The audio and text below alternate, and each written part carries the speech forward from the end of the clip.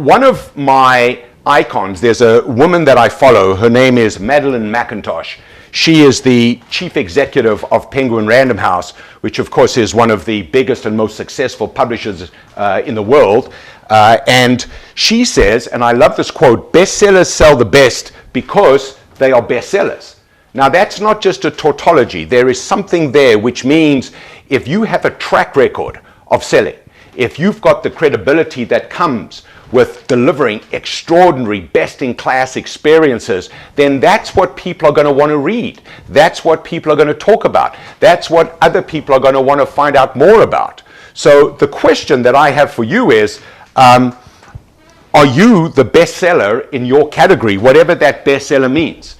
Are you the John Grisham, or are you the Stephen King, or the Michelle, or the Barack Obama of your category? And what would it take for you to be acknowledged as the bestseller in your category? Because the moment you become acknowledged as your own key opinion leader, talking to key opinion leaders, they will make time for you. They will bring you that attention, and with that attention comes all the other possibilities.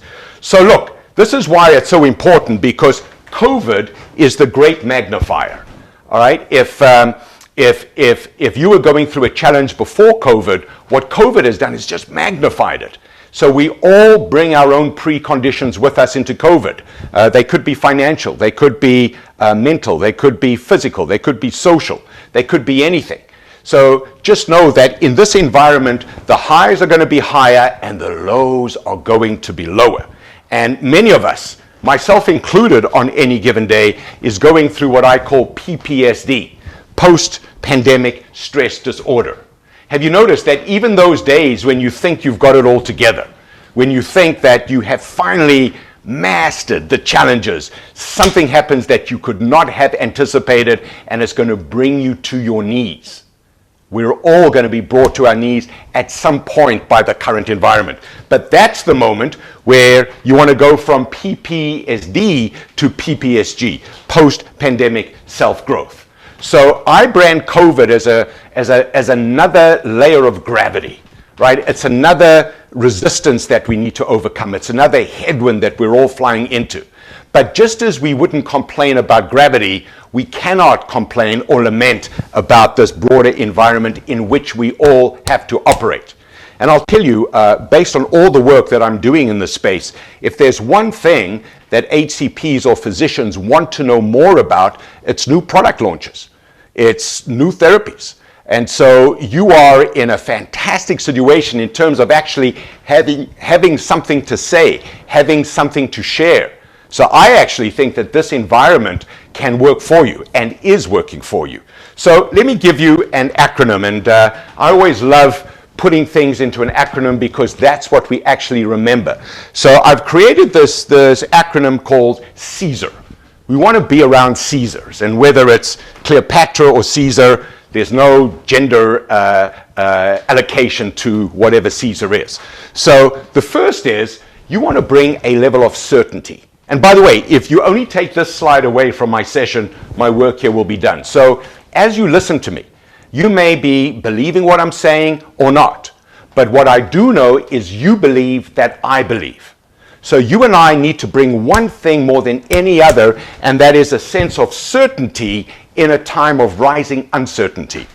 The adaptability is being able to adapt to a rapidly hyper-evolving environment, but then also adapting our message to each and every person to whom we are speaking. So you and I know that every physician is an N of one. So how do you adapt your style to that specific HCP? The E is the level of excitement that you've got to radiate based on what you're engaged in and based on what you're bringing to the stakeholder. And so what I'm saying over here, and it leads directly into this point here, ambition, is that one cannot lower one's ambition. In fact, one's got to raise the bar in an environment where many things are being compressed and many things are actually receding. You know, we're going through the so-called K-shaped recovery. So you've got 20% of the economy, and this is not just speculation, this is based on facts. You've got about 20% of the economy that is doing exceptionally well. And pharma tends to be in that 20%. And then you've got 80% of the economy that is struggling. Why? Because whatever is branded as essential is doing well. Whatever is not branded as essential is not doing well. And what has shocked a lot of people is how much of the economy is branded as non-essential. So you want to keep your ambition exceptionally high. The safety factor is extraordinary. In terms of be the one who provides other people with that sense of security because you are on the team.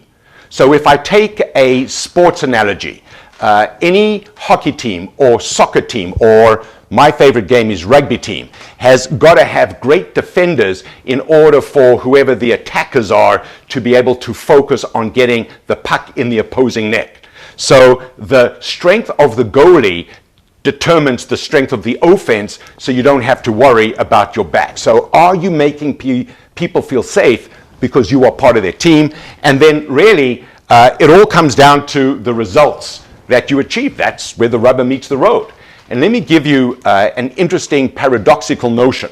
So I'm doing a lot of work with Toyota Canada right now, and they have a philosophy of setting extraordinarily high bars, extraordinarily ambitious results, but they don't obsess about whether they're going to achieve the result or not. They live aspiring to achieve the result, and obviously they're going to be held accountable to delivering that result in terms of bonus payouts and whatever the other metrics are, but they don't agonize or they don't fret over not meeting the objective. Their whole philosophy is to aspire to something extraordinary and then live inside that aspiration. So that determines your mindset. So what my invitation is to you here is, how do you set an incredibly ambitious result, strive to achieve the result, but don't obsess about not achieving the result? I know it might seem paradoxical, but it was Scott Fitzgerald who said, the mark of a superior mind is to hold two opposing thoughts in your mind at the same time and still function, right? Now, I will tell you, just making this very topical, I will tell you that my personal hero is the great Tom Brady, because, at 43, he's just played in his 10th Super Bowl and won his 7th. But I love the fact that here he is at 43, which of course is, 20, 30 years older in real life, still competing at the highest level after reinventing himself and feeling like he's got everything to prove. Now, I love this headline. Tom Brady is back in the Super Bowl because, of course he is. It's Tom Brady. That's where you would expect to find him. So how can you be your version of Tom Brady? How can you be the one that is demonstrating this kind of expertise, this kind of hunger, this kind of performance, no matter what your tenure is? So there's a philosophy I have, which is you got to go into every situation with a beginner's mind, and then you want to become the one who really, really knows. So I want to pause there for a moment, and I just want to get feedback from you, what you've heard so far, what's occurring to you, whether any comments or any questions before I actually get into what it means to be a virtual impactor and then walk through the 8 secrets. So any thoughts so far? Anything resonate with you? Anything that you could articulate that you think will be even meaningful to your peers?